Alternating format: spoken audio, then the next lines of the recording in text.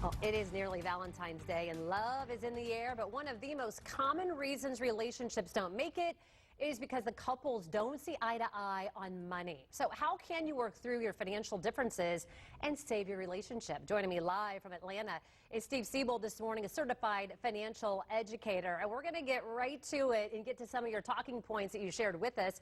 And that first one is about talking it out. But how do we do that without fighting it out? Well, I think you have to be very cognizant of the fact that money is a very emotionally charged subject. So to tread lightly during the talk it out period and just make sure that you're communicating effectively and you're not getting too emotional in the process. I know something that you like to talk about here also when we put this up on your screen is about picking your battles. And that's really an easy one on paper, but sometimes when you get in it, it's not so easy. What's your advice?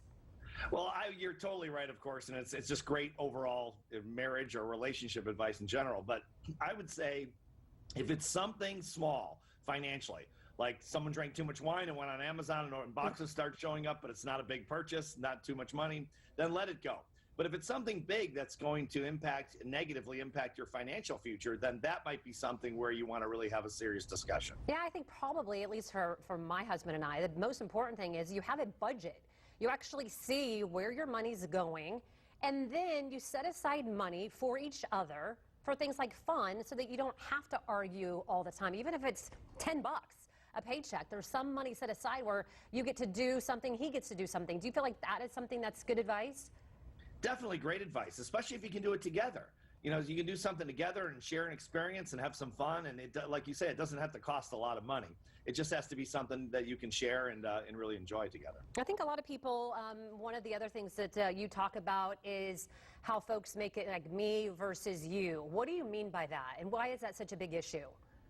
Well, I think that the idea that this is my money and this is your money, and even technically if you have split accounts, which is absolutely fine, try not to make it me against you or you against me kind of thing, where this is our money, this is our life together, it's our relationship, and we share responsibility for both the savings and the expenditures. One of the best pieces of advice I got when it was about children was leave the emotion out of it. If your child's throwing a tantrum, you don't get emotional about it. I think it's interesting that that is one of your top points too, is leave the emotion out of it.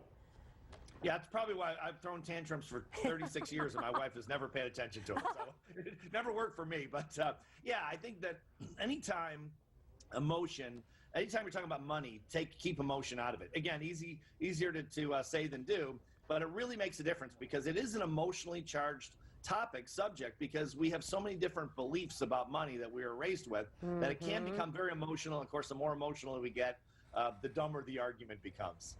Hey, thank you so much. If you would like to learn more about Steve's financial advice, we'll have some. Fox59.com/links. And Jimmy, I know you and Missy. Yes. And I know that you guys have the exact same philosophy on money and spending and saving. Yes. And you never have any emotion. Nope. It's it's a balance. It and is. Healthy balance. We do exactly what you and Brad do. We budget. We have the envelopes. We don't do any of that. Can you come over? Oh, Can you and Brad come over? Brad brings the envelope system over. I mean, it's good.